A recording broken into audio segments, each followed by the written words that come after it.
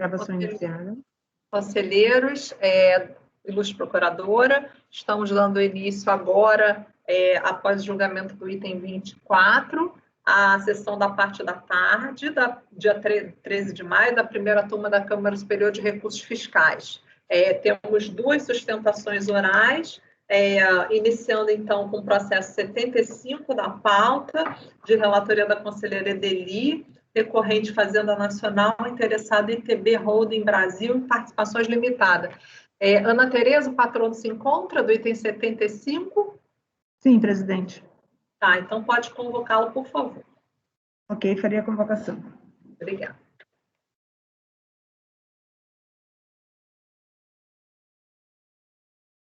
Item 75 da pauta. Rafael, será julgado agora. Por favor, clicar no link iniciado no chat.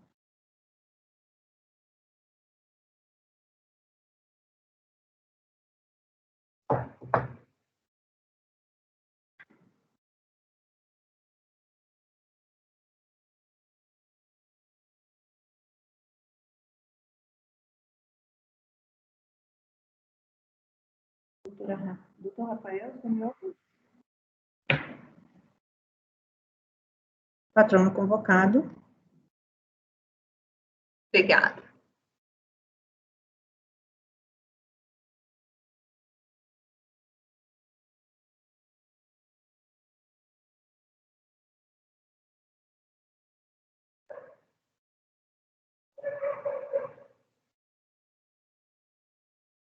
Doutor Rafael, boa tarde. Seja bem-vindo à nossa turma, à nossa sessão.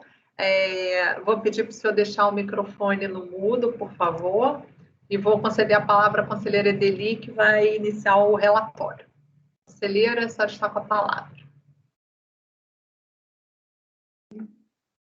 E, em resumo, o recurso especial da Procuradoria contra o Acórdão 1402002060, o que está em discussão aqui, um saldo negativo de RPJ 2007, que foi reconhecido parcialmente por falta de comprovação de retenções.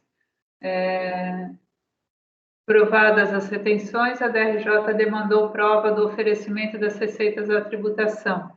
O colegiado ACO reconheceu o crédito porque entendeu provado o oferecimento das receitas à tributação e homologou as compensações até o limite do direito creditório. A PGFN contesta a análise da prova trazida apenas em recurso voluntário. O RESP foi admitido em sede de agravo, de minha propositura, quando estava na assistência da Câmara Superior. Foi admitido pelo paradigma 3403.002.213, apesar de o crédito lá ser de pagamento indevido vinculado à DCTF retificada, perante a DRJ, ela demandou escrituração, que foi trazida em recurso voluntário e não foi apreciada pelo colegiado ACO. A contribuinte pede o não conhecimento, porque no paradigma as provas eram insuficientes, no mérito diz que suas provas eram suficientes para a demonstração exigida. Esses são os contornos. A apreciação de prova trazida apenas em recurso voluntário.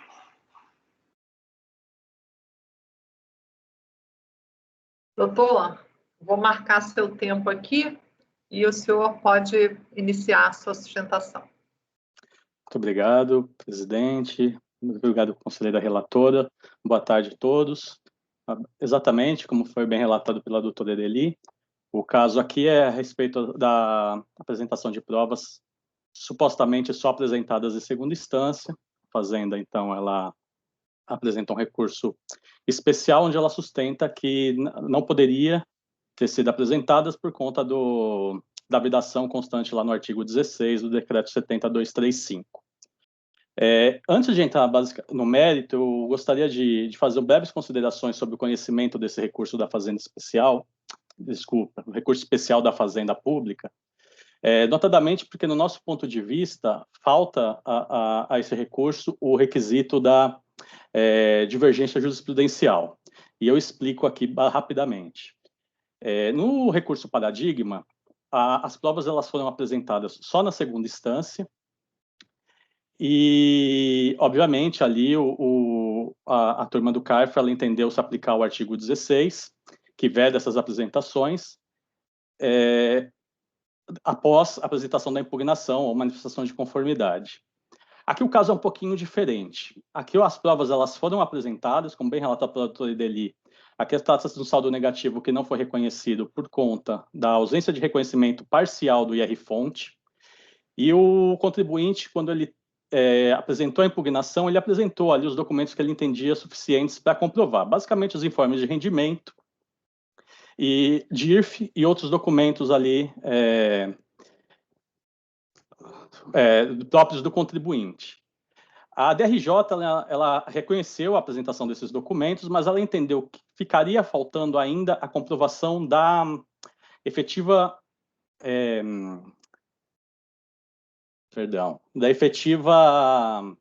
oferecimento à tributação desses rendimentos. Então, o contribuinte, no recurso voluntário, apresentou de forma complementar essa documentação, e essa documentação foi aceita pelo CARF, foi possível fazer a análise do crédito e a turma ordinária ela reconheceu o crédito na sua integralidade. E quando eu falo aqui não há divergência, eu quero dizer o quê? O acordo do CARF, ele foi muito claro ali ao aceitar as provas apresentadas, as provas complementares apresentadas pelo contribuinte, notadamente por conta da exceção ao caput do artigo 16, que está lá constante no parágrafo 4º, na linha C do próprio artigo 16, que ele diz o seguinte, né, a cabeça do caput ali, a cabeça do artigo, ele diz que não se pode apresentar provas fora da impugnação, mas ali o parágrafo 4º, a linha C, ele vai abrir a exceção, dizendo, olha, você pode apresentar se isso vier a ser, se essas provas vierem a ser necessárias no decorrer do processo. Foi exatamente o que aconteceu aqui no caso específico. Esse ponto, ele é claramente, ele é expressamente indicado no acórdão, tá? Então, na verdade, nesse primeiro momento, por que a gente entende que não tem divergência? Porque o acórdão recorrido, ele não negou vigência ao artigo 16. Ele apenas disse que aceitaria as provas por conta dessa exceção ao caput do artigo 16. Agora, se isso não for suficiente, ingressando ao mérito, são dois pontos, basicamente, que justificam aí o crédito reconhecido pelo CARF e que dão ao recurso fazendário, então, ao seu caráter de procedência. O primeiro é esse, basicamente, né? Aqui, então, é esse que já foi citado para fins de conhecimento. Aqui o recurso ele se pautou pela legalidade, o acórdão da turma ordinária se pautou pela legalidade, porque o acórdão ele é muito claro ali, ele é expresso ao indicar que, neste caso específico do contribuinte, não cabe a vedação do artigo 16, porque ele foi um complemento de provas decorrente do acórdão da DRJ. E o segundo ponto, para finalizar, uma sustentação breve, é que a jurisprudência do CARF, em sua grande maioria, ela relativiza o artigo 16 em face do princípio da verdade material, que rege, né, o processo administrativo, até por conta do artigo 37 da Constituição, né, que vai falar do princípio da moralidade, e essas provas que foram apresentadas na segunda instância não trouxeram nenhum prejuízo à análise, muito pelo contrário, foram fundadas nessas provas que a turma ordinária reconheceu que realmente o contribuinte tinha direito ao crédito e deu provimento ao seu recurso voluntário. É isso, eu agradeço a atenção dos senhores e fico à disposição. Ok, doutor, conselheira, pode continuar, então.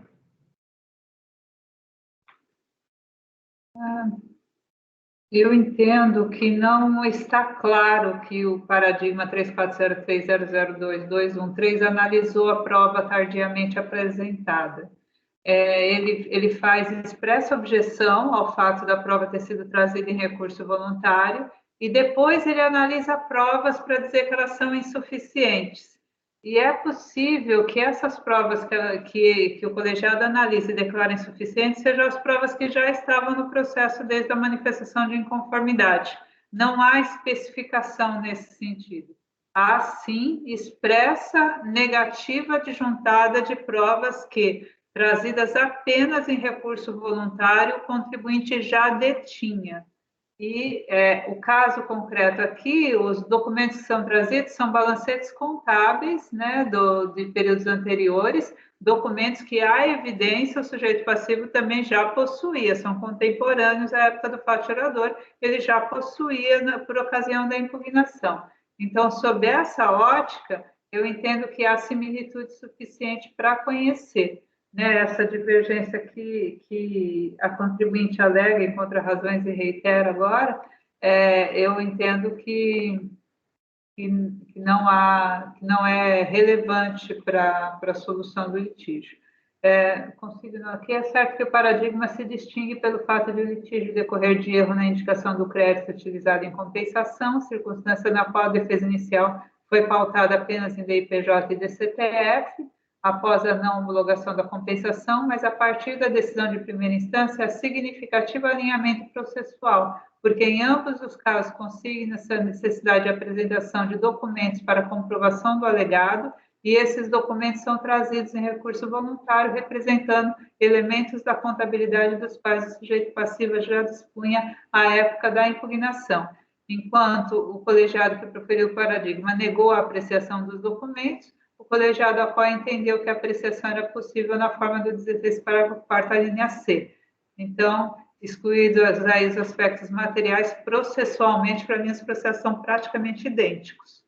Então, entendo que caracterizado o dissídio que recai justamente sobre norma processual. Por isso, conheço. Posso passar o mérito? No mérito, já temos aqui várias decisões, né, no sentido de admitirmos a apreciação de provas trazidas em recurso voluntário. Trago aqui o 39, o Acórdão 9101-3927, a divergência que acontecia na turma em antiga formação era quanto o conselheiro André admitia só as provas que eram trazidas tempestivamente com recurso voluntário, enquanto outros conselheiros tinham mais flexibilidade, mas havia um consenso em se admitir a juntada de provas que se destinassem a contrapor razões trazidas em primeira instância. E é isso que esse acórdão diz, fixando o prazo de 30 dias. Aí, nas minhas palavras, a semelhança do referido precedente, no qual a documentação apresentada em recurso voluntário contemplava livros da escrituração do sujeito passivo, certamente já existentes à época da impugnação. No presente caso, a contribuinte juntou elementos de sua escrituração contemporâneos à apuração do saldo negativo, inclusive pertinentes a períodos anteriores, mas correlacionados às circunstâncias que foram apenas alegadas e parcialmente demonstradas em manifestação de inconformidade. Contudo, para se avaliar a adequação de sua conduta ao 16, parágrafo 4º, não basta apenas ter em conta as obrigações acessórias impostas aos sujeitos passivos optantes pelo lucro real, em face das quais é evidente que os elementos trazidos da escrituração trazidos em recurso voluntário já deveriam estar sob guarda do sujeito passivo desde a apuração inicial do saldo negativo em 2007. É imperioso também atentar para o contexto processual estabelecido a partir da análise do direito creditório apontado em DECOMP, da qual resultou a não homologação por confirmação parcial das retenções. Frente a esta objeção, a postura inicial do sujeito passivo foi apresentar a prova das retenções, e é no exame dessa prova que se aponta a necessidade de confirmação do oferecimento à tributação dos correspondentes rendimentos. Veja-se que a contribuinte já havia, inclusive, se adiantado quanto a esse aspecto em impugnação, caso manifestação de conformidade, informando que a correção monetária das debêntures foi registrada pelo regime de competência, assim a tributação das receitas se verifica também em anos anteriores, não apenas na data de sua respectiva liquidação. Mas, frente à comprovação de uma retenção significativamente superior à identificada na análise inicial de direito creditório, surge o descompasso entre o rendimento correspondente àquele informado na apuração do ano calendário 97, demandando prova efetiva do oferecimento da tributação dos rendimentos em períodos anteriores, como alegado pelo contribuinte. Nesse contexto, aqui alegado pelo contribuinte. E nesse contexto, a autoridade julgadora aí trouxe as justificativas, ela faz todo o confronto com a DIPJ e entende que os elementos são insuficientes, demanda a escrituração contábil, e é certo que se trata, no caso de prova documental da qual o sujeito passivo já dispunha quando manifestou sua inconformidade contra a não homologação, e que essa circunstância se prestou como argumento válido para dispensar a autoridade julgadora de demandar diligência e permitir ao sujeito passivo complementar as provas dos fatos alegados. Todavia, também certo sujeito passivo não fora antes intimado a apresentar tais documentos e que sua importância surge quando acolhido o documento por ela juntado à manifestação de inconformidade para provar a existência das retenções. Em tal contexto, resta evidente que a apresentação de provas em recurso voluntário para contraposição de fatos ou razões trazidos aos autos depois da impugnação e não prospera a objeção da PGFN à apreciação desses elementos apenas porque o sujeito passivo dele já dispunha no momento em que se manifestou sua inconformidade contra a não homologação. Por fim, no que diz respeito à alegação de supressão de instância, cabe observar que nada na legislação processual tributária, isso é uma alegação da PGFN recorrente nesses casos, né, quando se aceita prova trazida em recurso voluntário, a supressão de instância. Nada na legislação processual impede o CARF de analisar provas assim trazidas em recurso voluntário. 16, parágrafo 4º, se permite que as provas sejam apresentadas depois da impugnação, sem estipular que os autos sejam restituídos à autoridade julgadora de primeira instância, caso essa já tenha apreciado a impugnação. Em verdade, quando o legislador tratou especificamente da juntada de provas depois da impugnação, expressamente admitiu sua apreciação unicamente em segunda instância, conforme 16, parágrafo 6º. Né? Depois da impugnação, também não há por que cogitar, né, de retorno quando trazido em recurso voluntário. Por isso que nego o provimento ao recurso especial da PGFN. Conselheira Lívia.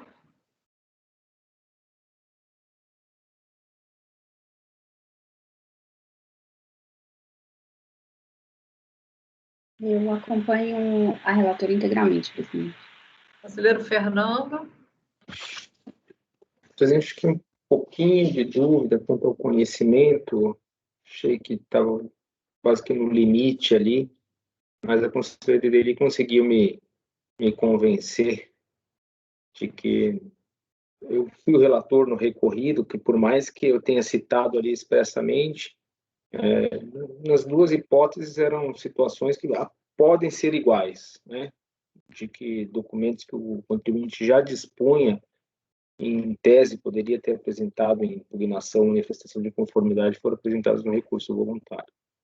Então, por essas razões, eu acompanho integralmente. E conselheiro Toselli, como vota? Faço das minhas as palavras do Dr. Fernando, acompanho. Doutor Matosinho, como vota? Esperar o barulho de uma moto aqui, você deve ter ouvido. Eu também fiquei inicialmente em dúvida quanto ao conhecimento, mas eu percebi ali que o próprio paradigma, ele cita o parágrafo 4º do 16, né, na sua fundamentação para não conhecer, de modo que eu entendo assim, que ele entendeu que não se enquadraria nessa hipótese, em oposição ao que o recorrido fez, né? Embora ele, no final, acho que só em reforço de argumentação, ele até conheça, faça um juízo sobre essa prova, mas na prática ele realmente não conheceu. Essa questão da prova, acho que a gente deve receber bastante RE lá da minha turma, porque lá o rigor era muito grande nesse conhecimento. Mas nessas situações de contraposição a argumentos trazidos que surgiram em decorrência da decisão recorrida, não há dúvida de que o contribuinte podia trazer aos autos, né, até para contrapor aqueles argumentos, fundamentos trazidos na decisão recorrida, senão não tinha nem por que ele recorrer, né, eventualmente. Então, eu acompanho. Ok. Conselheiro Alexandre, como vota? Eu também vou acompanhar. Conselheiro Caio, como vota? Presidente, nesses casos, eu já tenho uma posição conhecida que eu sou muito mais permissivo do que o entendimento que está expressado aí no voto da doutora Edeli. Então, uma questão de coerência e registro da minha posição, eu vou acompanhar pelas conclusões e pedir uma declaração de voto. Ok? Ok. DV Caio, sim. Eu acompanho a relatora, então, conhecido por unanimidade, negado o provimento por unanimidade, doutor Caio pelas conclusões. Doutor, tenha uma ótima semana aí, final de semana. Muito obrigada pela sua participação e até a próxima. Obrigado, bom trabalho para vocês. Até a próxima.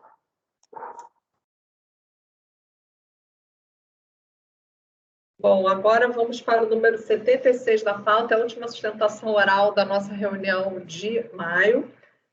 Recorrente, são dois recorrentes, Cobra e Fazenda Nacional, é da minha relatoria. Vou perguntar para a Ana Tereza se o patrono se encontra, porque vai ter sustentação oral. Sim, presidente, se encontra. Tá, então pode, por favor, convocá-lo. Ok, faria a convocação.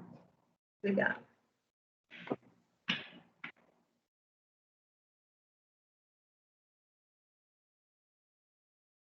Item 76 da pauta, doutor Leonardo, seu processo será julgado agora. Por favor, clicar no link enviado no chat.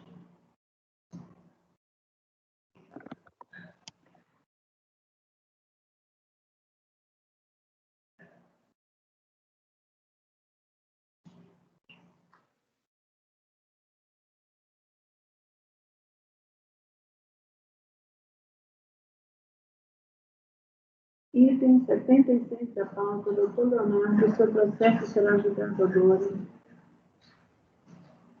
Ok.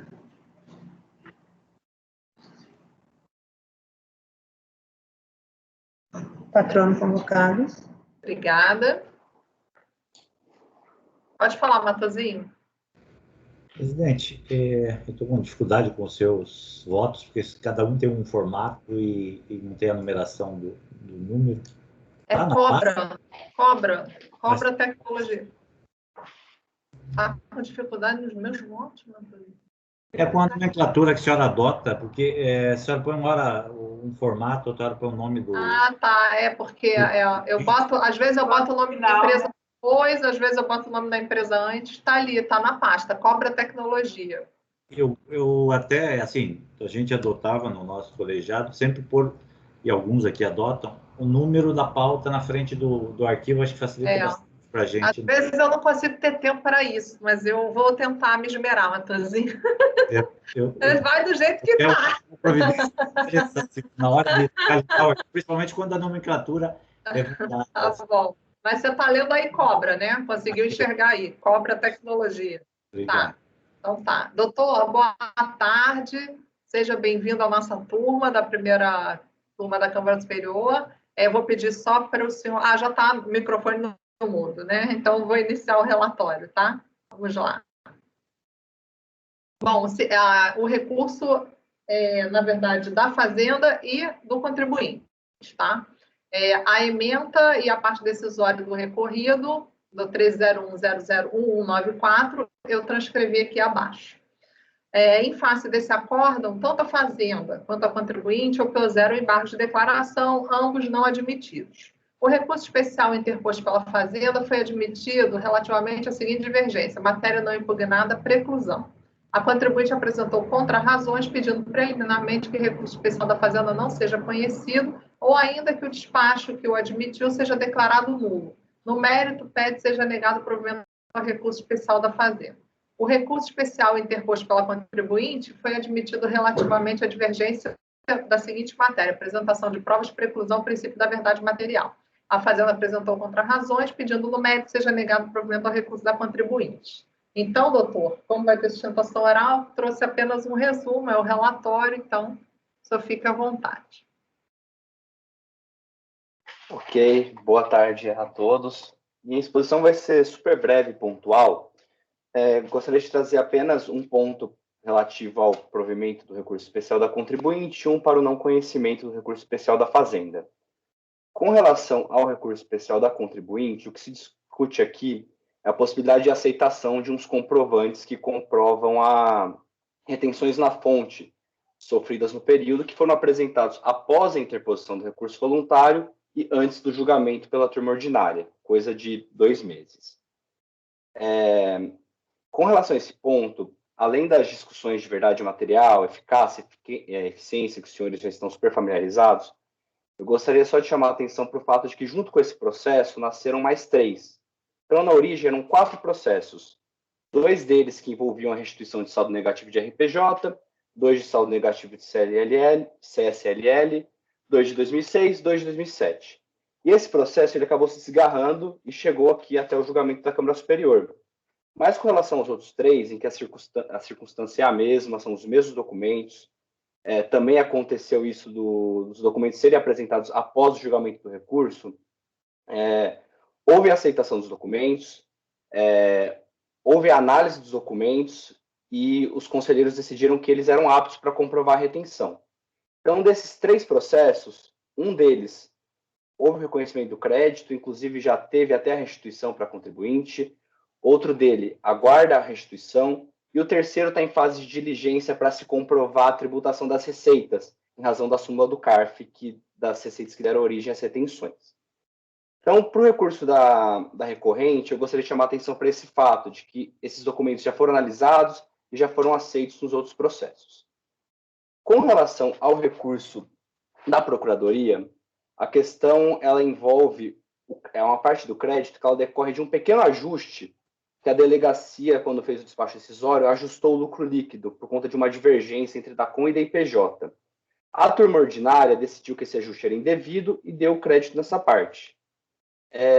Acontece que a Fazenda ela se insurge pelo fato de que esse ajuste não houve uma defesa com relação a esse ajuste em sede de manifestação de conformidade, mas teve em sede de recurso voluntário.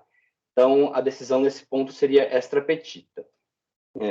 Nesse ponto, o que a contribuinte defendeu em sede de contrarrazões é que a Fazenda trouxe como legislação divergente, e como todo embasamento do seu recurso, o Decreto 7235, que dispõe sobre a apresentação dos argumentos em sede de impugnação. E aqui o que a gente defende é que o Decreto 7235 ele não foi trazido no acórdão recorrido, e ele também trata de processos em que se discute a constituição do crédito tributário, e não processos de restituição/compensação. Isso já foi levantado pelo CARF quando analisou os embargos de declaração da Fazenda. E aí foi trazido novamente pela gente em contrarrazões. E quanto a esse ponto, eu queria que fosse aplicado, a contribuinte gostaria que fosse aplicado o mesmo entendimento que vem sendo tomado nos casos em que se discute a aplicação do novo voto de qualidade para os processos de compensação, que vem se decidindo que ele seria aplicável apenas para os casos em que há a constituição do crédito tributário e não, portanto, em compensação, restituição. Então, por esse entendimento, aqui também a Fazenda não teria trazido a legislação correta de divergência. E só um ponto adicional também é que, caso a Fazenda se insurgisse contra esse ponto que foi trazido no recurso, mas não foi trazido em manifestação, isso deveria ter ocorrido em sede de contrarrazões ao recurso voluntário, ou através do protocolo de memoriais nos autos, ou até no julgamento da turma, mas não agora em sede de recurso especial para a Câmara Superior.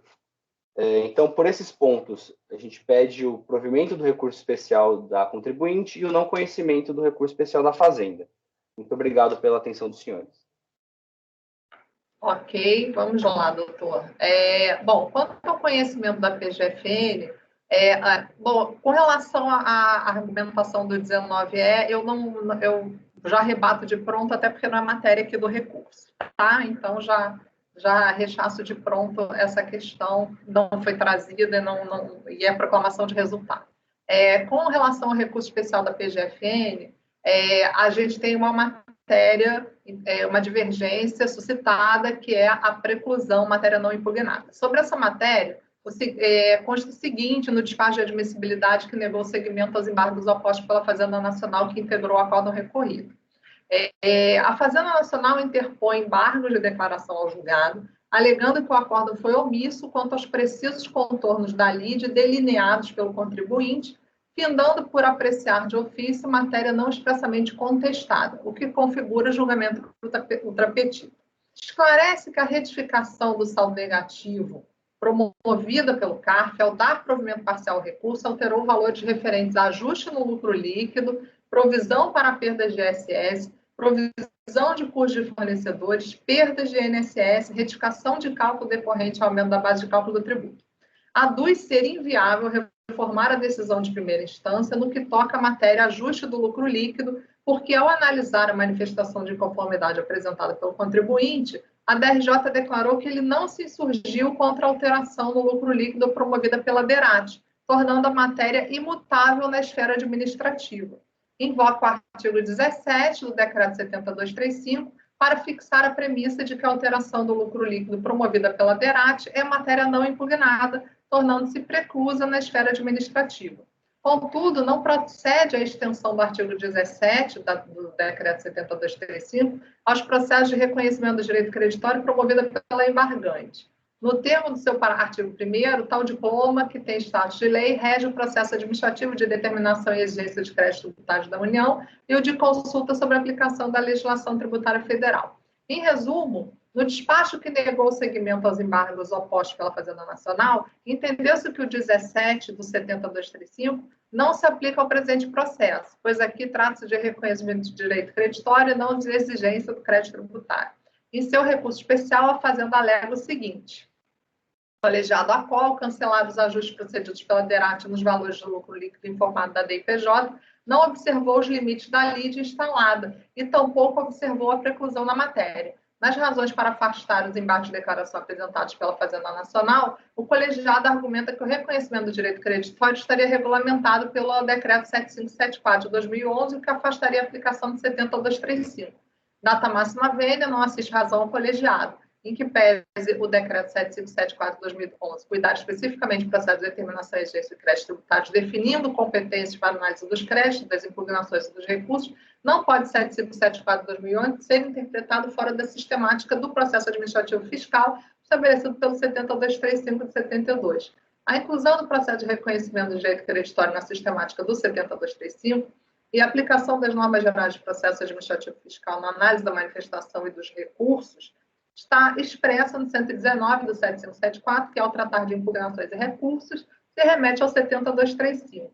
Aí o 119, aí eu transcrevo, parágrafo 1º, parágrafo 2º, ainda que tal remissão não estivesse expressa no próprio Decreto 7574 de 2011, ela decorreria da lógica do sistema. Sendo recurso voluntário, a devolução da matéria objeto da análise pela DRJ, não se poderia aceitar que a matéria não submetida à análise do órgão ACOL fosse revisada pelo colegiado da ADQUEI sob pena de supressão da instância e violação do devido processo legal. Nesse sentido, transcrevemos o voto do relator, aí a Fazenda segue. Em síntese, alega a recorrente a existência de divergência interpretativa entre o despacho que negou o seguimento a seus embargos e que integrou o acórdão recorrido e os acórdãos indicados como paradigma, 3403-002271 e o 2302-002528, no que concerne à preclusão de matéria não suscitada na manifestação de inconformidade aviada em processo de restituição e compensação. Em suas contrarrazões, a contribuinte alega preliminarmente que o recurso especial da Fazenda não deve ser conhecido sob o argumento de que não existe similitude fática entre o recorrido e os paradigmas. Pois bem, está correta a contrarrazoante quando afirma que não existe similitude fática entre o recorrido e o acórdão indicado como segundo paradigma, o 2302-002528. Realmente, enquanto o presente processo trata de restituição e compensação, o segundo paradigma trata de exigência de crédito tributário. E essa distinção, para mim, é que embasou o entendimento contido no despacho de embargo, segundo o qual, nos processos de restituição e compensação, não há preclusão de matéria não questionada da manifestação de inconformidade. No entanto, há similitude fática entre o recorrido e o acórdão do primeiro paradigma, o 3403-002271, pois ambos tratam de restituição e compensação. Enquanto no despacho de embargos entendeu-se que não há preclusão da matéria não contestada na manifestação, no primeiro paradigma entendeu-se em sentido contrário. Vejamos o voto condutor do primeiro paradigma. Aí eu transcrevo aqui, tá? O relatório, o voto, também em sede preliminar, a contrarrazoante alega que precluiu o direito da Fazenda Nacional questionar, por meio do recurso especial, os argumentos aduzidos pela contribuinte em seu recurso voluntário, uma vez que o momento de fazê-lo seria das contrarrazões ao recurso voluntário e a Fazenda Nacional deixou de apresentá-los. Tal argumento, entretanto, não encontra amparo na legislação que trata do processo administrativo fiscal. Realmente, os a seguir transcritos 14 e 17 do 7235 prevê preclusão de matéria que deixou de ser impugnada ou que não foi contestada na manifestação de inconformidade, como se verá adiante. Aí transcrevo 14, transcrevo 17. Essas normas, como dito antes, não prevêem a preclusão de matéria que não foi contestada em contrarrazões. Por fim, ainda em preliminar, pede à contrarrazoante que seja declarada a nulidade do despacho que admitiu o recurso especial da Fazenda, sob o argumento de que foi proferido por pessoa incompetente para tal função, em violação ao 68, parágrafo 1º do RICAF, que estabelece o exame de admissibilidade e de competência do presidente da Câmara recorrida. Não assiste razão à contrarrazoante. No caso, tal pedido sequer deve ser objeto de conhecimento, eis que a Câmara Superior não possui o papel de terceira instância. E o caso aqui, como o contribuinte apresentou o recurso especial, deveria ser alegado naquela sede, em que as premissas para o cotejo entre recorrido e paradigma, cuja similitude fática possui o condão de devolver a matéria para o exame da Câmara Superior, é preciso. E mesmo se assim não fosse, vale dizer que o acórdão recorrido 301-00194 foi exarado pela primeira turma ordinária da terceira Câmara e o exame de admissibilidade foi assinado pelo presidente da terceira Câmara da primeira sessão do CAF, que tinha competência para a realização desse exame, conforme o RICAF. Isso posto, e por não vislumbrar razões em sentido contrário, conheço do recurso interposto da Fazenda Nacional. Vou tratar também do conhecimento do contribuinte e votamos tudo junto. A divergência suscitada pela contribuinte diz respeito à apresentação de provas, preclusão, princípio da verdade material. Sobre essa matéria, alega a recorrente o seguinte: da análise do acórdão recorrido, especificamente no que tange às retenções de fonte, que compõe o saldo negativo de 2006, debatido nesses autos, esse egrégio CARF entendeu por reduzir o valor das retenções de fonte de 19.960,90 para 18.564,26, ou seja, glosar 896.027,64, sob a alegação da recorrente não ter apresentado provas para desconstituir os valores apurados pela autoridade fiscal. Dedução do fonte, retidos por órgãos públicos. Aí eu transcrevo.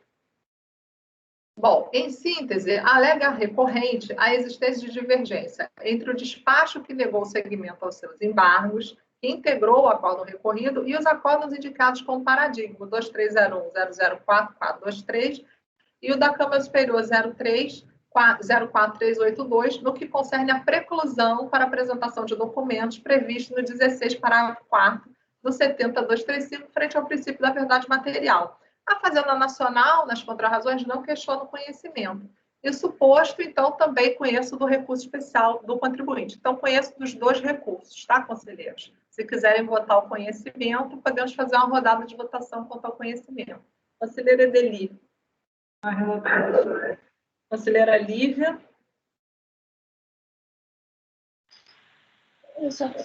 Quando o recurso da Fazenda, eu só estava analisando, ele fez um pedido em contrarrazões de que teria precluído o direito.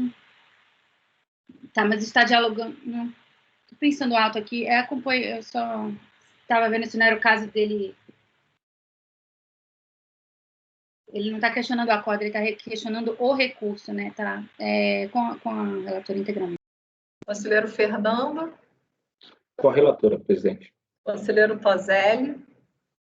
Eu vejo divergência nas duas matérias também, acompanho. Conselheiro Matosinho.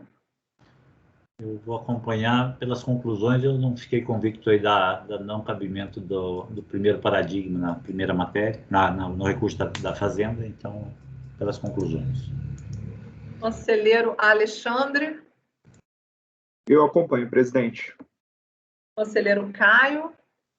E acompanho, presidente.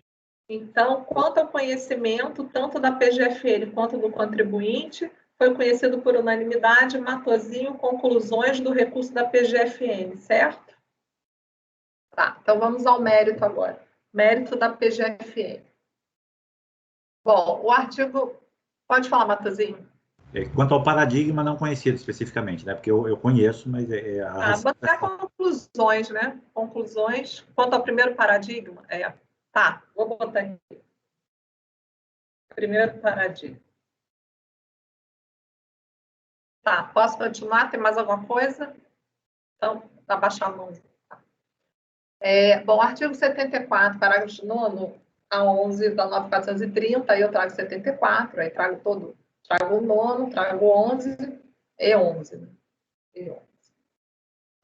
Conforme expressamente estabelecido na norma acima referida, e ao contrário do afirmado no despacho que negou o seguimento aos embargos opostos pela Fazenda Nacional, o rito processual de 7235 é aplicável também aos processos que cuidam de restrição e compensação. Então, é meu entendimento. Já tive a oportunidade de tratar disso outras vezes. Ora, como essas normas, por força do aludido 74, nono a 11 da 9430, são aplicáveis aos processos de restrição e compensação, claro está que também estabelece a preclusão de matéria não questionada na manifestação de inconformidade. No caso dos presentes autos, não foi contestada a matéria na manifestação de inconformidade referente aos ajustes no lucro líquido. Ajustes esses realizados pela autoridade fiscal para verificar a existência de saldo negativo do IRPJ do ano de 2006, informado no pedido de restituição. Ou seja, nos termos do 14 e 17 do 70.235, combinado com os parágrafos 9 a 11 da 9.430, ocorreu a preclusão da matéria referente aos ajustes no lucro líquido, razão pela qual a turma recorrida sobre ela não poderia ter se manifestado. Isso posto, deve-se dar provimento ao recurso especial da Fazenda para restabelecer os ajustes no lucro líquido realizados pela autoridade fazendária para fins de determinação do direito creditório a ser restituído a contribuinte. Então, eu entendo que se ela não falou nada na DRJ, para mim é o ponto, né, que fala dos artigos no PAF, que as provas e os argumentos elas têm que ser apresentados quando da impugnação. Então, não trouxe. Então, depois de tentar discutir, eu realmente dou provimento ao recurso da PGFN. Quanto ao mérito do recurso do contribuinte, a questão do momento da apresentação da prova. Isso também a gente já discutiu aqui, acabamos de discutir no processo da conselheira Edeli. Na verdade, é o 16, parágrafo 4º. Então, justamente, para mim, votei com a doutora Edeli na mesma situação. A norma, para mim, ela é estruturada a partir do princípio de que, se na primeira instância houve algum fundamento que serviu de base para o contribuinte recorrer para o CARF e trazer aquele fundamento, trazer aquela prova para a instância superior, eu concordo, votei agora no processo da doutora Edeli, no número 75 da pauta. Agora, a questão é, se não há essa discussão na DRJ, se não é trazida essa prova na DRJ. Trata-se de norma de estatura legal que, porquanto, não pode ser simplesmente ignorada, ainda que sob o argumento de prevalência do princípio da verdade material. Dito de outro modo, é juridicamente possível, com base no princípio da verdade material, o intérprete adote uma interpretação ampliativa do 16, parágrafo 4º a 6º do 70.235, com a redação dada pela 9.532/97, admitindo outras exceções para apresentação da prova após a impugnação, além daquelas exceções já expressamente previstas na norma. Mas o intérprete não pode simplesmente tornar essa norma uma letra morta, ignorando-a por completo, pois isso significa, ao fim e ao cabo, declarar implicitamente a sua inconstitucionalidade. Algo como esse disso não é juridicamente possível no processo administrativo fiscal. Nessa atuada, a primeira turma vem decidindo ser possível que a prova documental seja complementada no momento da interposição do recurso voluntário, na hipótese em que os documentos já apresentados na impugnação ou na manifestação tenham sido considerados pela DRJ de origem insuficientes para a comprovação do direito alegado. Eu, inclusive, no processo 9101004840, que foi de minha relatoria, eu entendi quanto ao mérito, cabe nesse voto apreciar a possibilidade de juntar os documentos apenas quando na apresentação do recurso voluntário. A matéria é bastante conhecida e debatida no âmbito desse conselho. Então, esse voto é meu. Eu não sei, acho que a formação, como foi em janeiro de 2020, não era essa. Bom, e aí a questão, conquanto o princípio da verdade material seja premissa no processo, poderia o contribuinte, no momento da apresentação do recurso, complementar as provas cujos requisitos deveriam fazer presente para que fosse aceita a respectiva compensação. Por todas as vênias ao que penso em contrário, entendo que sim. Se os documentos, apesar de apresentados incorretamente com a manifestação, são complementados e trazidos, acredito que minimamente deveria tomar a cota e convertido o julgamento em diligência. Então, para mim, sempre tem um marco da DRJ ou a DRJ afirmar que aquilo não era suficiente. Ocorre que, no caso dos presentes autos, os documentos que a contribuinte afirma serem capazes de comprovar a retenção não são complementares, pois nenhum documento sobre esse tema foi apresentado na manifestação de inconformidade, conforme se observa do trecho do voto condutor da decisão de primeiro grau. Então, eu transcrevo aqui, o interessado tomou ciência do despacho decisório. Ainda assim, não traz aos autos provas de erro ou incorreção no valor das retenções considerado no despacho decisório, que, não elidindo prova em contrário, deve ser mantido. Ademais, é de se ter em conta que os referidos documentos sequer foram apresentados junto com o recurso voluntário, protocolado em 10/12/2010, mas apenas por meio do requerimento apresentado em 10/3/2013, ou seja, quase 3 anos depois, sendo que o julgamento do recorrido ocorreu em 13 de junho de 2013. Portanto, as provas foram apresentadas bem próximo à sessão colegiada prolatora do respectivo acordo. Ora, retornando à interpretação do 16, parágrafo 4º a 6º do 7235, com a redação dada na norma 532/97, se por um lado admite-se a complementação dos elementos de prova considerados insuficientes pela decisão de primeiro grau, por outro, exige que tais documentos complementares sejam apresentados no momento da interposição do recurso voluntário, exceto nas hipóteses da linha A a C do mesmo, parágrafo 4, ou então em situações muito específicas, como ocorreu no acordo 9101004563 de 2019, final do ano, ocasião em que também era outra formação, a declaração de voto apresentada nesse julgado, que acho que foi da doutora Edeli, as provas vieram aos autos 2 anos antes do julgamento. O que não se pode admitir é que fique ao livre-arbítrio do contribuinte escolher o momento para a apresentação dos documentos complementares. Isso posto, eu nego o provimento recurso especial data máxima vênia da contribuinte. Então, no caso, eu conheci o recurso especial da Fazenda e dei provimento. No recurso do contribuinte, eu conheci e neguei provimento. É o meu voto, conselheiros.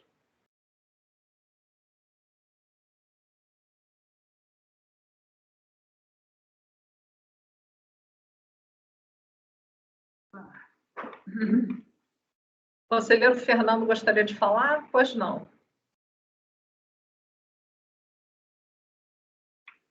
Tá mudo, tá mudo. Agora foi? Foi. Não tenho muita dúvida em relação ao recurso da PFN, tranquilo, mas eu estou com uma dúvida não, né? Eu também flexibilizo a apresentação de provas, né? E a gente fica, às vezes, pensando quanto tempo é razoável depois do recurso. Eu tenho por base que é sempre interessante, eu gosto de saber quando o processo chegou na mão do relator, quando o processo foi indicado para pauta, né? E quando esses documentos foram anexados, né? Então, às vezes a gente indica o processo para pauta, a gente já fez o voto. E aí vem uma documentação apresentada depois de você já indicar o processo para pauta, fica complicado. No voto da presidente, ela cita que o processo foi 13/6. Na verdade, é um pouquinho pior, presidente. 13/6 foi publicado o acórdão. Esse processo foi quando julgado... eu olhei no site, né? Eu olhei no site. Não, é que ele está 13/6, mas é a data da publicação. A sessão foi no mês 5, mas o detalhe é diferente, né? Esse processo estava em pauta. Deixa eu ver, ele foi sorteado, olha, foi colocado em pauta 10 de dezembro de 2012, quer dizer, esse processo já tinha ido para a pauta lá, foi retirado de pauta em 9/4/2013. Então, veja, foi juntado em março de 2013, é isso? O documento? Ele já tinha ido para a pauta, esse processo, em dezembro de 2012.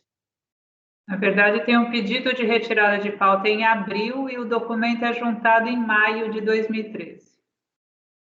Pois é. Então, aí eu digo, o processo está em pauta desde o final do ano anterior, e aí ele foi colocado em pauta de novo, ele foi retirado, né, para depois anexar um documento para aí ser proferido um voto analisando essa documentação. Esse é um típico caso que eu não tenho dúvida, né? O processo ele tem que andar para frente, né? Então, assim, é bastante complicado essa flexibilização a ponto de você ter que retirar um processo de pauta para analisar uma documentação anexada. E eu acho que realmente chega numa situação que a gente praticamente vai rasgar o artigo 16 e não vai aplicá-lo mais em nenhuma hipótese, né? Ok, doutora Edelia. Então, recomeçando, mérito do recurso especial da PGFN, a divergência se estabelece em razão do despacho do despacho que rejeitou os embargos do contribuinte, da PGFN, dizendo que apreciou a matéria não impugnada porque o artigo 17 não se aplica a processos de compensação, porque reproduz o 7574, né? A argumentação com a qual a gente não concorda, e acompanho aqui a presidente, mas só para ilustrar, né? Nós temos aqui nesses debates sobre preclusão, né? Nós tivemos a objeção do conselheiro Caio há alguns meses, né? No sentido de que o artigo 17 de 7235 não se aplica aos processos de compensação por impossibilidade de se determinar a matéria, o crédito tributário ser apartado, que demandaria liquidação da compensação, né? Então, consequências internas ao processo, não em razão da natureza do processo.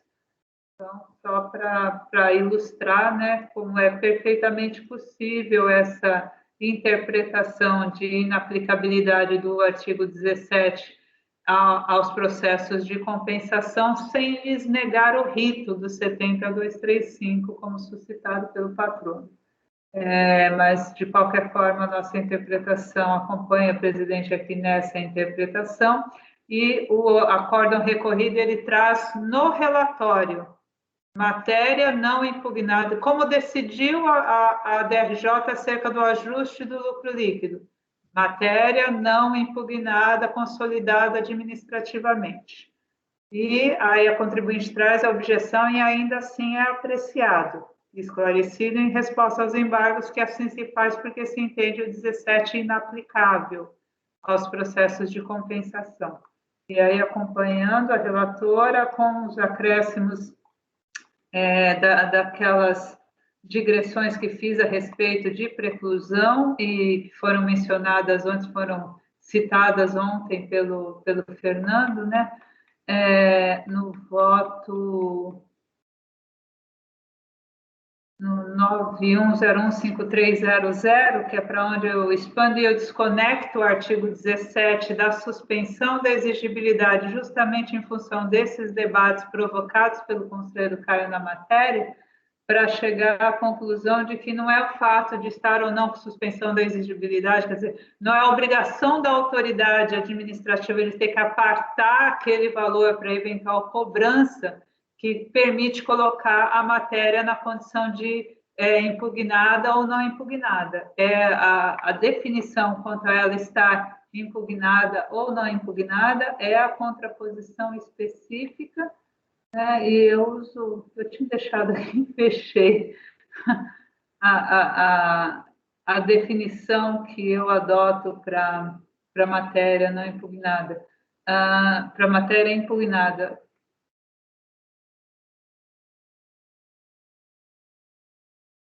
ainda que a matéria seja autônoma e demande questionamento específico para restar impugnada, a suspensão pode ser afetada pela forma como a matéria se correlaciona com outras autuadas. Aqui. Já para a definição da competência da autoridade julgadora de alterar o lançamento, é indispensável que exija impugnação, e na forma de 70235, impugnação é a estruturação argumentativa para discordância em face de matéria lançada com fundamento autônomo. Então, temos aqui no despacho decisório um fundamento autônomo que não foi, contra o qual o contribuinte não ofereceu defesa em manifestação de inconformidade, defesa sob estruturação argumentativa própria.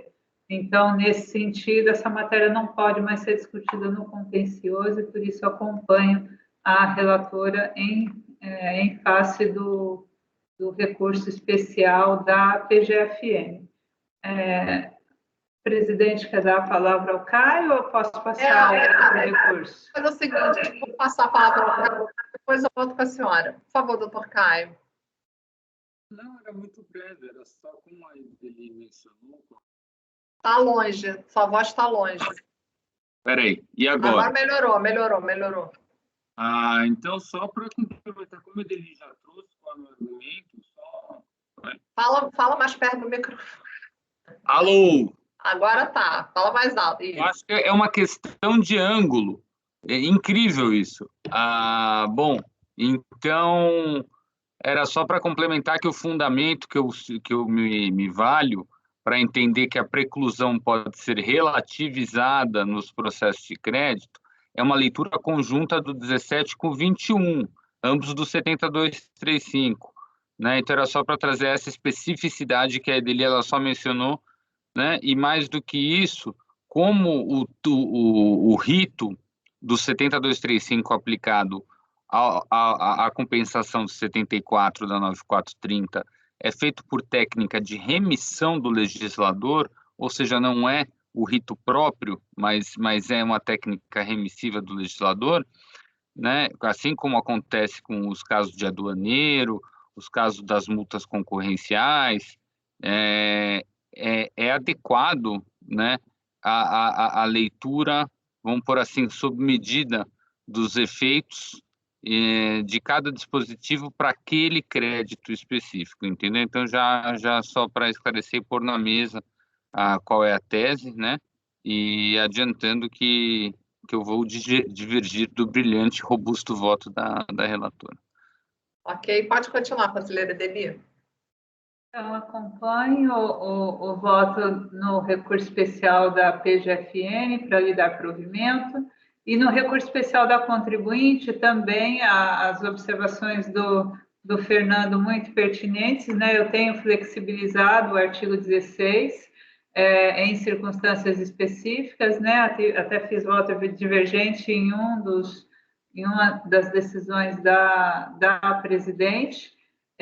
E o que para mim aqui é determinante nesse caso, né, foi determinante no outro em que divergimos e é determinante nesse para concordar com a relatora, são essas circunstâncias dos documentos serem trazidos aos autos depois do processo em pauta, né, como bem observou o Fernando, e para além disso, a petição é singela, né? Ela não traz nenhuma justificativa para o retardo na apresentação dos documentos, diversamente daquele caso que julgamos, em que também uma empresa que tinha que fazer prova de retenção na fonte de órgãos públicos, né, demonstrou aí a dificuldade que teve, né, o tempo da perícia para trazer uma prova consistente aos autos. Aqui a petição está lá na folha 2569, requerendo a juntada dos documentos, tais e tais, caso sejam mantidas as glosas, o que se admite apenas a título argumentativo. E são todos documentos, né, de arquivo, né, não tem nenhuma justificativa de se tratar de documentos obtidos depois de algum esforço do sujeito passivo, nenhuma justificativa para que essa documentação chegue aos autos em 2013, quando já se procedia ao questionamento acerca dessas matérias muitos anos antes. Então, só vou acompanhar a relatora nesse ponto pelas conclusões, né, porque temos premissas diferentes para avaliar a preclusão nesses casos. E gostaria de fazer declaração de voto. Ok, muito bem. Doutora Lívia, como vota? Eu tenho me alinhado ao posicionamento do doutor Caio quanto a ver a lide da compensação diferente, né? Apesar da remissão. Então, ver a preclusão de uma maneira um pouco mais ampla aqui. Então, eu peço licença para divergir no recurso do contribuinte, da Fazenda, e no recurso da contribuinte, eu acompanho pelas conclusões exclusivamente por essa questão de tempo. Se fosse 3 meses antes, eu aceitaria, como está no voto, sabe? Mas como a juntada dos documentos foi muito contemporânea à pauta, e até provavelmente posterior à primeira pauta, aí eu não aceito o documento. Então, pelas conclusões. Ok. Conselheiro Fernando, eu vou incluir, tá, conselheiro Fernando, essas datas, além das que eu já coloquei, vou incluir essas datas no meu voto, tá? Já estão anotadas. Conselheiro Fernando, como vota? Presidente, acompanho o recurso da Fazenda, realmente, acho que é um caso ali de matéria preclusa, aplica-se, entendo que se aplica, sim, processo de compensação, né? A respeito do que a conselheira Edeli comentou, de apartar crédito para cobrar, são questões interessantes, porque às vezes você tem um argumento de nulidade, ou do lançamento, ou do despacho decisório, que por si só ele é suficiente para você suspender toda e qualquer exigibilidade ali, e nem por isso eu posso ter apontado um defeito em uma matéria específica e estaria com a exigibilidade suspensa de todo modo. Em relação ao recurso do contribuinte, né, só reforçando o que eu já disse antes, aqui, documentos foram anexados aos autos depois do processo já incluído em pauta, né? Então, não vejo que nessa hipótese seja viável, né, se parar o processo, se retirar um processo de pauta para que seja examinada essa documentação. Sob pena de a gente não ter fim, né? Você pode vir em qualquer momento junto um documento no processo e a gente tem que retirar de pauta para análise, um processo que já estava há bastante tempo em andamento, e a justificativa, como também salientou a conselheira Edeli, não veio, né? Qual era a dificuldade, qual era o problema de ter anexado aquela documentação um tempo antes, pelo menos, aí, ou após, ainda que fosse quando sorteado para o conselheiro relatar, né? Mas, já que a gente tem um prazo para colocar em pauta, não houve uma justificativa para uma excepcionalidade se acatar a documentação nesse caso. Mas como pode ter algum ponto ali, né? Somente na ementa, apesar da presidente, né, da conselheira Andréa, ela coloca, e olha, já houve situações em que a documentação foi juntada depois e a gente acatou por circunstâncias específicas, mas eu fico um pouco preocupado só porque às vezes pode dar uma impressão em uma parte do voto que a gente aceitaria só um recurso voluntário, né? Então, só por esse pequeno detalhe eu vou acompanhar pelas conclusões, mas parabenizo pelo voto. Ok, conselheiro Toselli, como vota? Presidente, quanto à apresentação de prova, eu também sou bem flexível, mas isso não significa que aceitar a qualquer custo. Esse detalhe, entre aspas, de que a apresentação da prova foi feita em um momento posterior à própria inclusão em pauta do processo, realmente é, para mim, o corte limite. Eu aceito até antes do relator votar, independentemente de justificar formalmente ou não. Então, como foi apresentado posteriormente, aí para mim o tempo também, uma vez a gente julgou um caso, eu não lembro que era 13 anos depois, mas foi antes da pauta, tal, eu acabei aceitando. Então, por esse detalhe, eu acompanho pelas conclusões. Quanto à questão da preclusão, a gente voltou àquele caso da Procosa, que eu acho que é esse que o doutor Caio foi vencido, eu estava vendo aqui, e eu me alinho também ao entendimento de que a preclusão ela é cabível em processos de compensação, como eu votei naquele caso.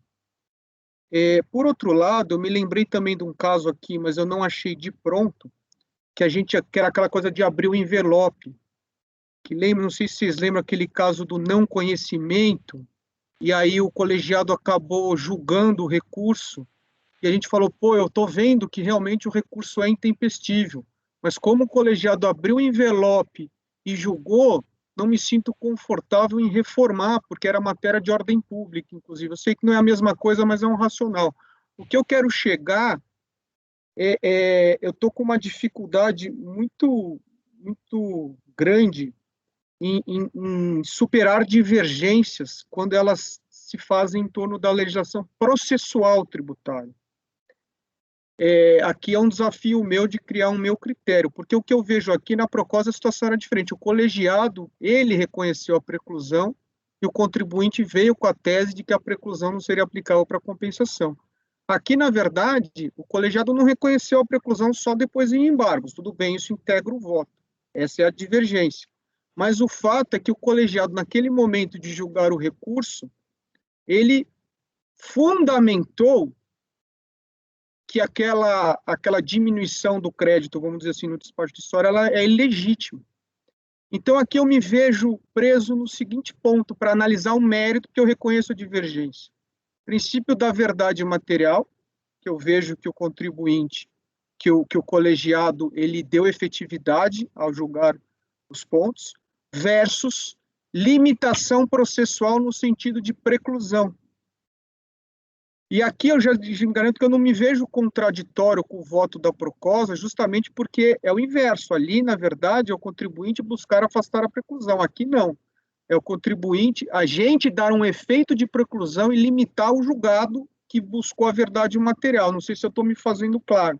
Então, nesse momento, fazendo balança entre reformar, dando uma maior ênfase a uma norma processual e menor ênfase ao princípio da verdade material que eu vejo que a decisão recorrida atingiu, nesse momento, sujeito a alteração, porque realmente eu vou estudar esse tema, os efeitos da divergência na legislação tributária processual, eu vou me firmar na tese do princípio da verdade material e acompanho a divergência pelas conclusões, porque eu entendo que deveria ser essa preclusão, mas a partir do momento que o colegiado, a CO, não o fez e julgou, eu não tenho, eu não consigo reformar a decisão, aquela coisa mesmo do envelope, que eu gostei da analogia. Abrir o envelope, eu não vou fechar o envelope, porque o envelope foi aberto e eu concordo com ele. Então, é nesse sentido que nesse momento, de novo, ainda vou estudar, eu acompanho a divergência pelas conclusões. Ok. Conselheira Edeli pediu a palavra, pode falar. É que eu ia pontuar, quando o Toselli falou em ser contraditório, né, falou esse julgamento aqui, ele é bem complicado, porque o colegiado ao qual foi contraditório, ele apreciou a matéria que não foi impugnada, e aí a Procuradoria alega preclusão, e ele se negou a apreciar documentos que foram trazidos depois do recurso voluntário, e aí o contribuinte questiona a preclusão. Então, e aí também, se me permite, presidente, adiantar, né, eu fiquei em dúvida se o conselheiro Toselli concordou com o RESP do contribuinte, porque o colegiado da CO, ele não examinou os documentos, né? Ele apreciou a matéria não impugnada e se negou a apreciar os documentos trazidos depois do recurso voluntário. Então, essa dificuldade aqui, essa é uma contradição interna que eu tive bastante dificuldade também na hora de formular meu voto. Conselheiro Toselli, pode responder para a conselheira Edeli, por favor.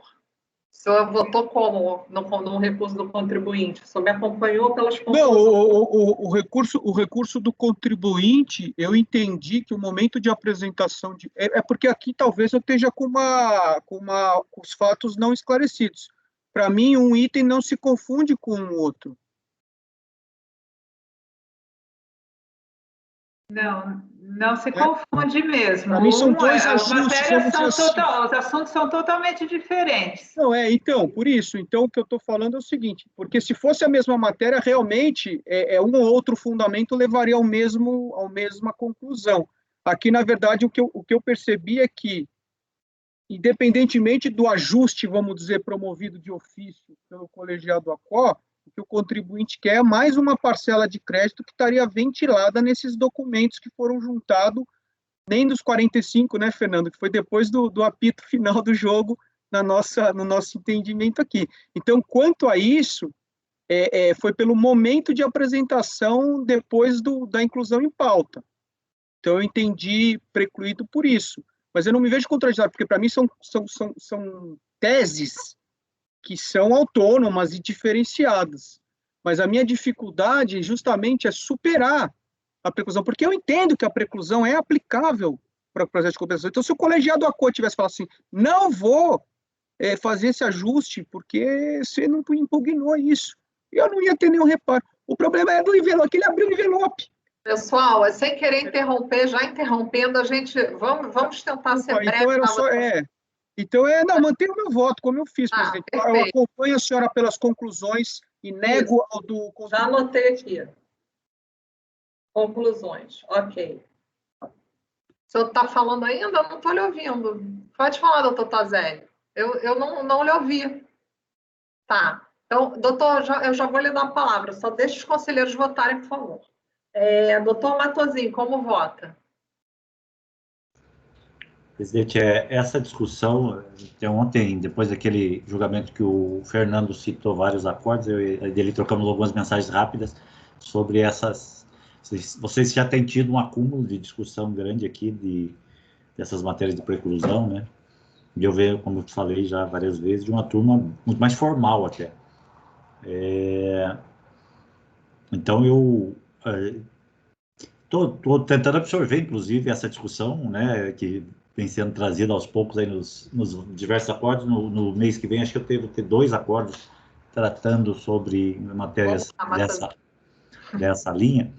Então, eu vou votar com a senhora na primeira matéria pelas conclusões também, até por eventual, possível, pequenas divergências. No geral, eu concordei, né, e forte nesse argumento do momento apresentado, tanto é que o contribuinte, o relator, ele ignora ele nem, na verdade... Só para eu entender, você está votando o recurso da Fazenda ou do contribuinte? O que você está votando? Ah, tá, você está votando o contribuinte, tá. O contribuinte, ele ignora, me parece que o acordo ignora, inclusive, essa documentação, dado o tempo que ela foi trazida aos autos. Então, me parece aqui, ele ultrapassa qualquer razoabilidade quanto ao momento de apresentação dessa prova. No tocante ao recurso da Fazenda, me chama a atenção 2 aspectos. Um é que a própria decisão recorrida foi expressa ao considerar não impugnada essa matéria. Então, assim, estava muito clara, que acho que me parece até houve em equívoco o colegiado, e não em homenagem ao princípio da verdade material, que é devido à vênia aí do entendimento do Tozelli. E para complementar, me parece pouco... Aliás, eu não tinha visto essa discussão de que podia aplicar só um pedaço do 70.235 nas compensações. Não tinha visto essa discussão, sério mesmo. Para mim era claro que o rito é um só, né? De acordo com o parágrafo 11 do artigo 74, ele remete ao rito processual, com suas vantagens e desvantagens. Não dá para ficar com todas as vantagens e não ter, né, todas as garantias do processo e não ter os deveres do processo administrativo. Então, quando a vida vendo, eu sei que parece até meio ilógico restabelecer uma coisa que aparentemente foi avaliada por um colegiado e reconhecido o direito do contribuinte, que pode até desaguar no judiciário uma decisão, ele pode até levar essa fundamentação, mas acho que o processo ele tem que ter um ordenamento lógico, senão a gente vai ficar, se admitir essa hipótese, os outros colegiados também poderão admitir em outras hipóteses. Então, assim, a gente tem que seguir um ordenamento que isso aqui vire a exceção e não passe a ser a regra. Por isso, eu entendo que não dá para flexibilizar a regra de tal modo que, então, todos os colegiados podem fazer isso. Eles podem passar a admitir dessa maneira, 2 tratamentos diferentes. E aí, depois, já, caso fato consumado, não tem mais o que se fazer. Então, eu voto com a senhora no recurso da Fazenda Nacional. Ok. Matosinho, conselheiro Alexandre, como vota? Eu vou acompanhar o voto pelas conclusões, tanto no que diz respeito ao recurso da Procuradoria, quanto no que diz respeito ao recurso do contribuinte, uma vez também que eu costumo flexibilizar, vai depender muito, obviamente, de cada caso concreto, né? Então, mais por conta desse sentido. Ok, conselheiro Caio, como vota? Presidente, vamos então por partes. Em relação ao recurso da Fazenda, só explicando para o doutor Matosinho, que de forma alguma é escolher aplicar, eu não sei que termo você usou, pela metade, ou escolher só o que é bom, de forma alguma é isso, como foi dito. O que a gente tem aqui é uma interpretação racional e conjunta do artigo 17, que inclusive, se for aplicar literalmente, ele fala impugnação, e a gente que adapta para manifestação de conformidade, e naturalmente a gente vai fazendo essa interpretação adaptativa aos elementos típicos do processo de compensação. Então, se você fizer uma leitura do 17, que considera, se abre aspas, considerar CA não impugnada a matéria que não tenha sido expressamente contestada pelo impugnante, por que isso? Porque a gente vem no 21, e realmente o 21 fala, não sendo cumprida nem impugnada a exigência, a autoridade preparadora declarará a revelia, permanecendo o processo no órgão preparador pelo prazo de 30 dias para cobrança amigável. No caso de impugnação parcial não cumprida, a exigência relativa à parte não litigiosa do crédito, o órgão preparador, antes da remessa dos autos, providenciará a formação de autos apartados na imediata cobrança da parte não contestada, consignando essa circunstância no processo original. Interessante que os termos do artigo 21, eles são inaplicáveis para a própria natureza e para a própria dinâmica do artigo 74. Eu acredito que todos vocês que vêm da carreira de auditor fiscal sabem que, no caso do PERDECOMP, não é feita o apartamento do crédito. Então, no seu raciocínio, estaria todos os auditores do Brasil descumprindo o artigo 21 do 70235, se ele fosse completamente aplicável. E exatamente ele não é. A própria Receita deixa de aplicar o artigo 21 porque não se coaduna com a natureza da compensação.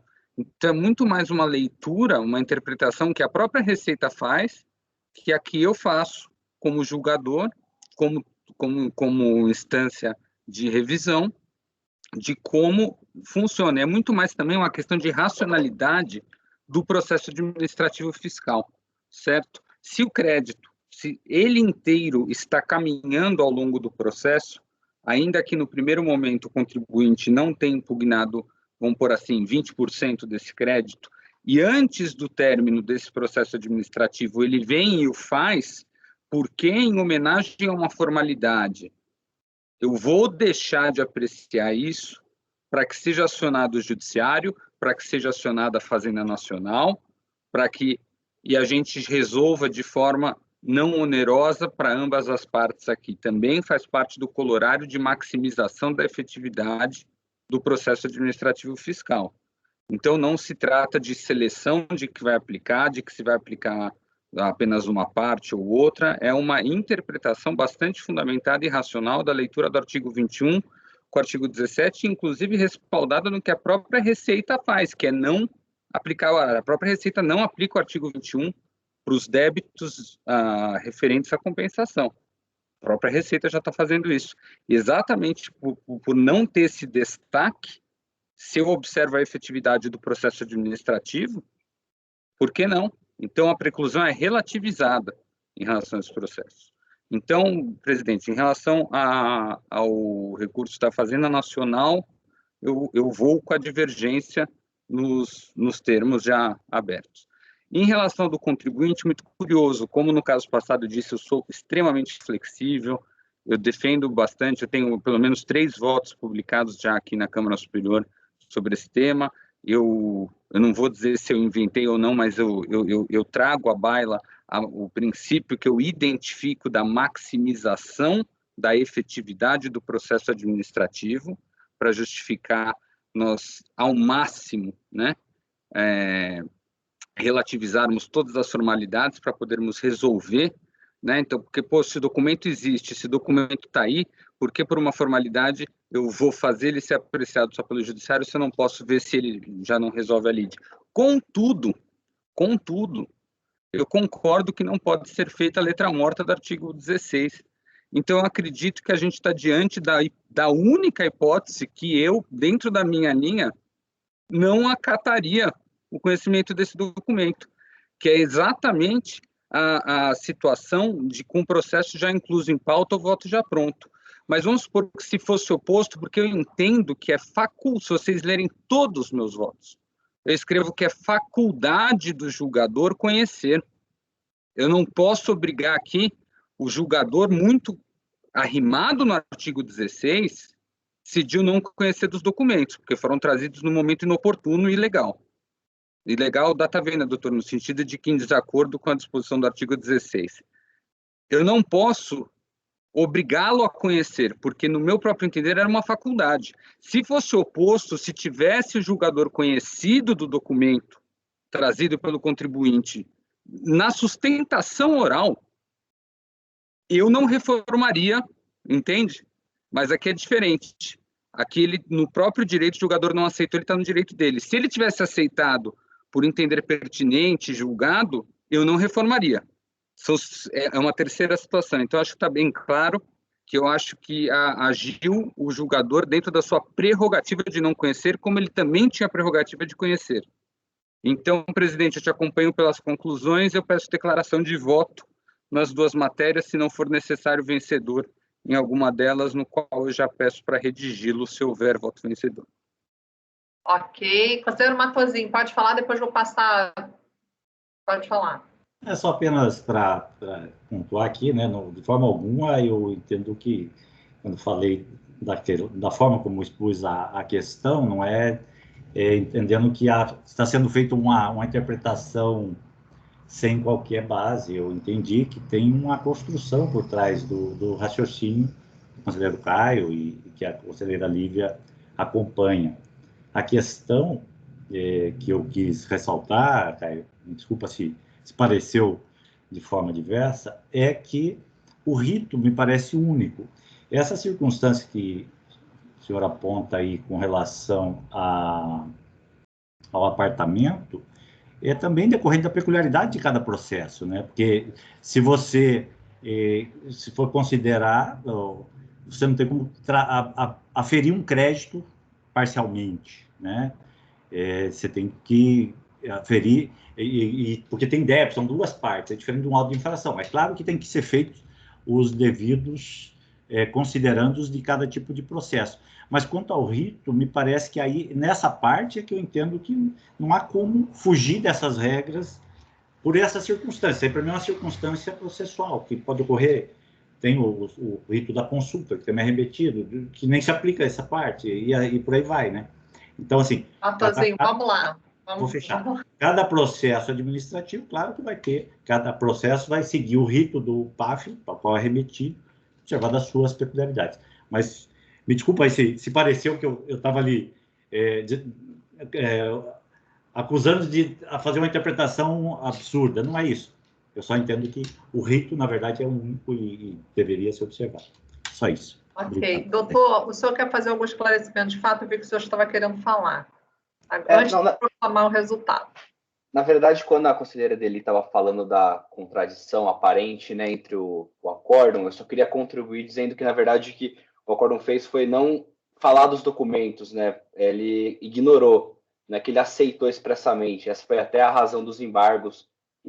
Só que, na sequência, o conselheiro Matosinho muito bem observou isso. Então, por isso que eu só tinha baixado a mão. Obrigado. Ok, doutor. Tudo ótimo. Então, vamos lá, pessoal. Dos dois recursos, conhecimento, ambos conhecidos por unanimidade, PGFN e contribuinte. Mérito, RESP da PGFN, foi dado provimento por maioria, vencidos, Lívia, Toselli e Caio. O doutor Alexandre foi pelas conclusões. Com relação ao RESP do contribuinte, foi negado provimento por unanimidade, todos pelas conclusões. Doutor Caio pediu dever nos dois, doutor Edeli pediu dever no contribuinte. Agora, eu pergunto ao senhor, pediu dever no contribuinte ou nos dois? Pode falar. Para os dois. para os dois. Dever para os dois. Doutor Tozelli, quer dever também? Eu tenho registro do Matosinho pelas conclusões no conhecimento da Fazenda. Conhecimento da Fazenda, Matosinho, conclusões. É isso, Matosinho? E não passou aqui, esqueci. É do paradigma, né? Isso, tá. Já me lembrei. Eu queria fazer um dever nesse RE da PFM também. Tá, dever Matosinho. Tá. Peraí, então, conclusão todos. Doutor Tozelli, pode falar, depois eu pergunto aqui a minha dúvida da conclusão. Não, eu também quero fazer dever para os dois, presidente. Eu acho ótimo, porque aí, como eu imagino que as conclusões, cada um tem a sua nesses casos. É isso. Eu acho ótimo. Aí eu só remeto. Agora, eu vou frisar o seguinte: todos concordaram comigo, vou frisar no que concordaram, no que eu fiquei vencida. Eu acho que foi, na verdade, eu tenho um entendimento, e a cada um dos integrantes desse colegiado tem entendimentos diferenciados acerca dessa matéria.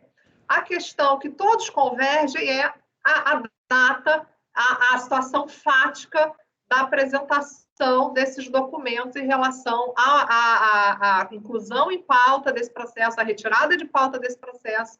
Então, essa situação de datas, eu acredito que tenha sido o resultado para todos me acompanharem. Pode falar, conselheira Edeli.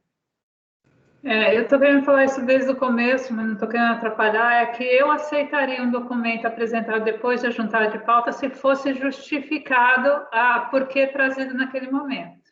Então, essa cláusula fechada, ela tem me incomodado em vários momentos aí da fala.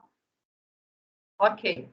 Então, mas vai fazer dever, né? De todo modo, vai fazer dever com relação a isso. Então, doutor, estamos resolvidos, né? Vamos lá, doutor Fernando, quer falar? Doutor Matosinho também? Ou ainda está pendente? Quer falar? Eu tinha anotado que em relação ao recurso da Fazenda, era o Tozelli e o Alexandre Evaristo pelas conclusões. Não, o Tozelli votou divergente. O Tozelli, ele divergiu junto com a Lívia e o Caio. Desculpa. Ele votou pelas conclusões da divergência, né? Conclusões da divergência, exatamente. Mas ele vai fazer dever, então ele vai esclarecer.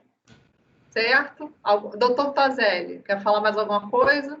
Não? Eu vou... Matosinho, desculpa. Eu só gostaria de confirmar.